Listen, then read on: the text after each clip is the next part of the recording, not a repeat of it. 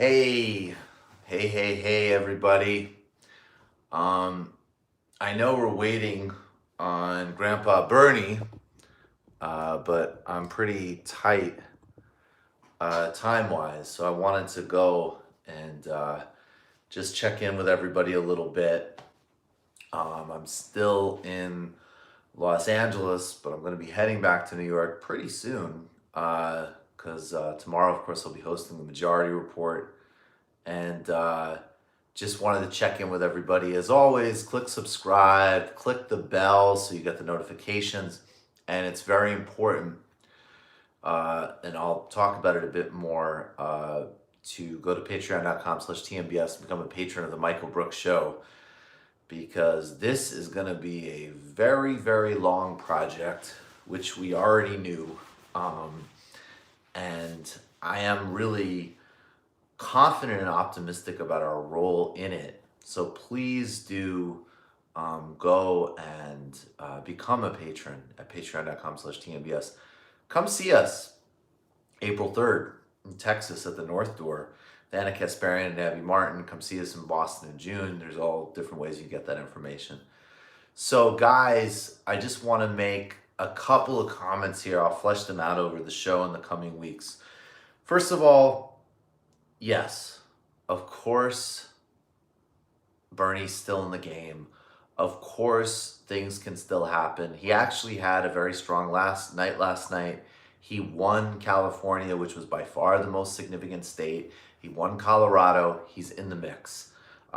Michigan is obviously going to be a major test, but it's head to head. It's a two-person race, and it's a winnable race, and it's a doable race. Bernie has unlimited, massive amounts of energy and resources. And I think they are starting to go on the attack. And I think they're attacking in very smart ways, which is to really center that Joe Biden wants to cut Medicare and Social Security. When Joe Biden talks about working with Republicans, he means that he will partner with them to cut the social safety net. It might not be as visceral for people because it hasn't happened yet, but it is definitely something. Keep up the good work. We can do it. Left is best and good will prevail. Bless. So that's the strategy. You did great last night with No Miki. Thank you. Forget it. It's Chinatown. I mean, look, I get that attitude. I understand. I understand why people feel totally dispirited and depressed. And I want to say that, look, every time you take a loss, you have to think that this is, in fact, in reality, it's a much larger project. It's a much larger project. Now, I'm going to say that at the same time as there's no doubt that the most important thing that can happen right now is elect Bernie Sanders president. There's nothing as important as that. And even if it doesn't work out, we shouldn't be telling ourselves fantasies about like, oh, well, we organize and we try to do this and that. This is historical. And it's unparalleled in importance, which is why, even though there's a very small chance now, we still need to fight with everything we have. However, what does that mean? It's Chinatown. Like, okay, yes, it's terrible. Absolutely. We're up against huge odds. If we have a Marxist understanding, we know that there's huge ideological and hegemonic conformity globally. There's an unparalleled concentration of power in the ruling class. Nothing worth doing is ever easy. Keep fighting. Absolutely. And what you're going to see as TMBS continues to grow out and we continue to grow our community and our membership, and we're going to work, one of the reasons we need to get to 6,000 patrons is getting our own space. And thank you, Britt, generating more activities is that, and, I'm going to be really blunt and honest about this. There's a lot of problems in the left. This is a left that has done so much, but is still not fit for purpose for power and winning. And that's a really, really, really, really big problem. You have the vampire castle, and you have a dynamic where, of course, Bernie needed to enlarge his coalition from 2016. Absolutely. But he also needed to do it in such a way that he didn't lose rural and older voters. Now, some people will just chalk it up to the only reason that these rural and older voters voted for him in 2016 is because they hate Hillary Clinton. Maybe some of them, but that's also overstated. This is still, at the end of the day, a Democratic primary. And the truth of the matter is, as Zad Jalani pointed out, there's some troubling parallels between Corbyn and Sanders, which is that they had, there was significant gains in a cycle where they had a few very specific big picture promises, and then they kind of came back in second rounds where they expanded and expanded and expanded to satisfy lots of different people. And so what you have is you have this kind of interesting dynamic where it's a good thing is that Biden has to speak more totally. And this is something for the left to really learn, right? So a couple of things. One was, obviously, I've already said, what I think of Warren. I know some people are still very emotionally attached to another narrative. I know that, probably not folks that are watching, but look, out of the gate, that needed to be differentiated and there needed to be clarity about it. And Sanders' campaign needed, and we all needed to not, play this kind of pretend fantasy game about them being on the same side. They're different. They have a different policy set. They have different arguments, and one was going to emerge or not, and the other one would just be a drag. And we all know that, there's no doubt that if the shoe was on the other foot and Bernie was losing and losing, or he got in and Warren had a movement behind her, everybody would, call Bernie a spoiler and a wrecker and so on, and that wouldn't be controversial at all. So we need to be able to have, somewhat reality-based conversations about these things. But that's already kind of, that's done. It is what it is. It played that effect in the election. And the only lesson that I want people to have from it is being more savvy, strategic, and serious about understanding power and how things actually work moving forward. Then there was also the thing with Biden was, again, people on the left, we all understand all the reasons. Biden has a terrible record in Social Security. Please invite the Left What's host on the show. Okay, I'll look into that. Thank you, Adam. They all, we all knew the reasons that we didn't like Biden, but they didn't track with normal voters. And some of the things that were really emphasized, I think things that really need to be emphasized with Biden and needed to never be let up on was the electability issues, Social Security, Medicare, big, broad-based buy-in issues. And people on the left, because we understood so badly how bad Biden was, but I was warning for a while. I was like, guys, do not underestimate his appeal for people outside of this bubble.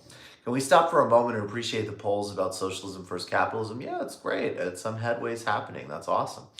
But beyond that, if we look at this dynamic, if people came in and they said, we need to expand the coalition, and the part of it that was brilliant was this unbelievably amazing grassroots organizing, obviously, particularly in Hispanic communities, in California and Nevada and so on.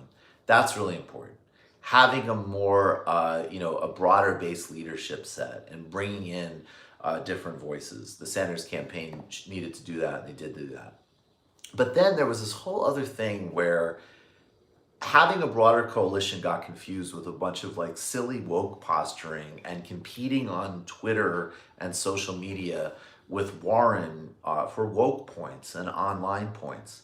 And then, of course, what ended up happening, as always, is that a vast majority of the electorate doesn't care about that stuff. They're not bought into that verbiage. They either are alienated by it, or they have substantive disagreements with it, or they just don't understand it and don't care. And then, of course, the whole time, Mr. Biden just comes along and crushes it with a lot of voters of color, which again, if you had any kind of actual understanding of the electorate, that wouldn't be a surprise. As we always know, like the African-American electorate is a diverse electorate. There is multiple geographies, classes, political interests, and so on. And there was no reason to think, and it might have been not doable at all, for someone like Sanders to cut into, Biden in South Carolina as an example. But the way to do that would obviously not be like woke posturing and that type of thing. So look, I think that, there is a tendency, on the left that I'm going to have to get more clear about to really value sort of subculture stuff. Sometimes very important and ahead of the curve. Other times I actually think just sort of toxic and delusional. And other times just a cultural preference of a different, different socioeconomic groups and different people with different relationships to college educations and so on. and substituting that for an actual serious strategic um, approach to actually winning and building out. And that's a really serious problem. After watching a Michael Brooks show video, I guess I should describe and get them all. Why wouldn't I? I don't want to be foolish. Well, Phil, you got it. Maybe I'll change that outro at some point. I think, and I think, and I know, a big part of the mission of this show is the strategic and material understanding that goes up against the vampire castle and the various delusions of, the neoliberal woke and posture politics and all of that. And then also, introducing some conversation of, for lack of a better word, spirituality that really does interface with us kind of growing our empathy, growing our capacity to think strategically, to get engaged with a much, much broader group of people in a way that's appealing and dynamic and not moralistic, not scolding, and not cultish. And this stuff really matters because a lot of these discourses are getting filtered through and distorting the strategic vision and leadership, which is how this stuff gets translated to the broader electorate. What do you mean? Thank you, and you do awesome work. How does Biden appeal to anyone? I feel like it's hard to convince people to change. I don't understand what the fuck their mindset is in the first place. Well, he appeals to, look, one is a huge part of the electorate that's showing up to vote is the 2018 electorate, and they just want to return to norms. So he's the perfect candidate to appeal to that. A lot of other people just think he's a nice guy and an engaging person and a likable person. And they're not in, this head trip. So if you go and you say Biden's a fucking da-da-da-da-da, they don't resonate with that. You have to explain very carefully and methodically why what they want and are drawn to, Biden cannot deliver. The difference between a campaign and a movement is that we'll fight through November and beyond. I've made incredible progress, thanks to you all. There's no doubt. Look, the left is emerging, and it's going to continue. We have no choice but to continue. That's why we need to build out this real independent media. That's why we need to figure out at long last the most important thing is to have a serious trade unionist movement. And also the work we need to do in our spaces and platforms is having real actual analysis of what is failing and what needs to be done better. So I think yes, even with the Biden mindset, I tried to do this, but just saying from the beginning, no, of course, look, a lot of people find him to be personally likable. And a lot of people are very comfortable with the idea of what he's putting forward and, and that he represents a return to quote unquote normalcy. And it's particularly an electorate of older folks that is going to be very appealing. A new truth does not triumph by convincing its opponents and making them see the light, but rather by becoming, because its opponents eventually die, a new generation grows up that it's familiar with. There's some truth to that, although, there could be a lot of other, again, don't hinge your hopes on generation. We have real work to do. Bernie needs to pick Tammy Baldwin or Nina Turner now. He needs to crush the Midwest. Baldwin knows how to win, survive Wisconsin. I think that would be a great idea. Hello from Sweden. May all your wishes come true. Thank you so much. So we need to figure out that fusion of Machiavelli and of spirituality, of real empathy, so that we're not just in our little subcultures, sort of outdoing each other and policing each other and all this stuff, and really starting to think, what is it that this world needs, and how is it that we actually appeal to people in a way that's immediate and translatable to them. Congrats to Shahid on getting the general for his district. That's great. So that's really important. And those are going to be themes that we're going to explore on this show. It's going to get much more, even more historical. Bernie's screwed by not taking the gloves off. I agree. He should have. Hopefully it helps that Chris Matthews is out. I agree. Bernie, look, the whole mindset of not performative wokeness will be the end of us. Yes, it needs to go. All of that bullshit really needs to go. And because it just manifests in so many ways that are just so destructive and stupid and unhelpful. We need to really think I love your stuff, Mike. There's still several states left and can't give up. Left is best. That's also totally true. I love that Bernie's putting out attack ads. I love that he's taking the gloves off. It should have been that way from the beginning on Biden and Warren, without question. Um, we need to be quite strategic and serious. This show will get, as I say, met a fellow TMBS fan in my journalism class the other day. Thanks for all you do and being a strong leader in rationality and empathy. That means a ton that you would share that. Thank you so much. So please go become a patron, patreon.com/TMBS. As I say, we're going to be putting out a book series. We're going to be expanding our offerings. We're going to be working to get our own studio soon. And there's another project that I'm going to be letting you guys know about soon, which I'm really excited about. It's a paradox because we need to move way beyond media into like actual, is Michigan Bernie's firewall? I don't know. We have to look. And so I think that we need to really, get, sorry, I lost my train of thought, but so the show, even more historical, even more strategic, really trying to use a broad methodology to kind of diagnose and really deal with all of the problems and mistakes in the left. But then also create like a roadmap that might actually really be tested out and work broadly well for a big buy-in from people around a common shared socialist purpose and message. And also dealing with the spiritual, social dimension, and we'll try to keep things fun and entertaining as well. But this is a really long-term project, and it's a difficult one, and it's gonna require, some of it I guess will be, difficult and challenging, but rewarding and meaningful through actually doing, the real work, which I'm also totally confident we can do. I'm inspired. Anytime we do a live show or go out there and meet and talk to people, it's incredible how many amazing human beings out there are who really have vision, really have empathy, really care about their fellow humans, and are really thinking about this stuff. And we're going to keep going on that journey together. We're going to do that work, and we're going to go for it, and we're going to make it happen. So hang in there, guys. Join the show if you haven't already. That's very important. Patreon.com/TMBS. Fight like hell for Bernie. We're still in the mix. And also, we're going to start enlarging that conversation because it's some really important question marks. We know the critiques that need to happen. Thank you.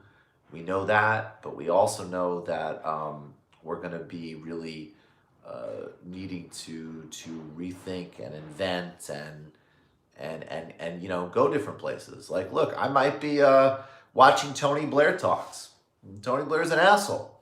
Tony Blair, we know all this stuff, but he might have some strategic insight. Now, if I could take 2% of it for our cause, I'll take it and I'll talk about it.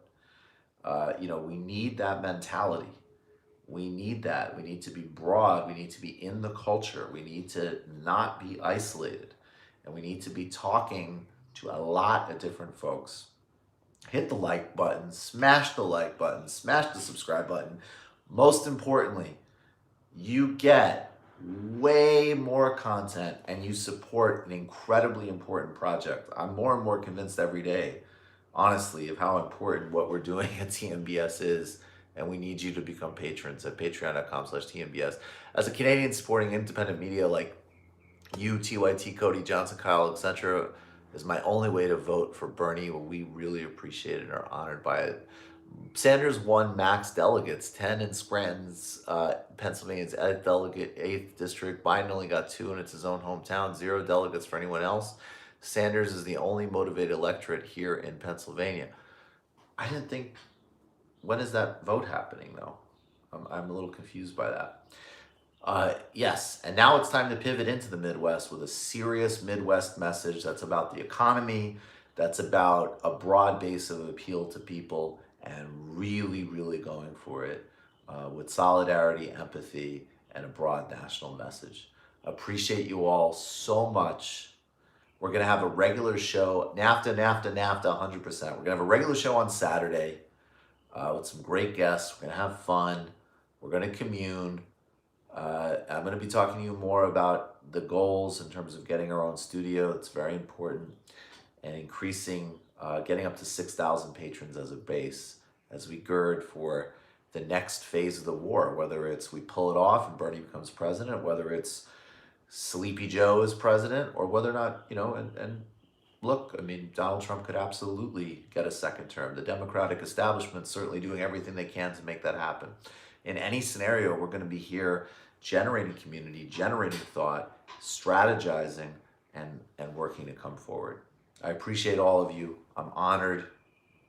Be so well. Talk to all of you soon. Peace and love. Peace and love. Please spread the word.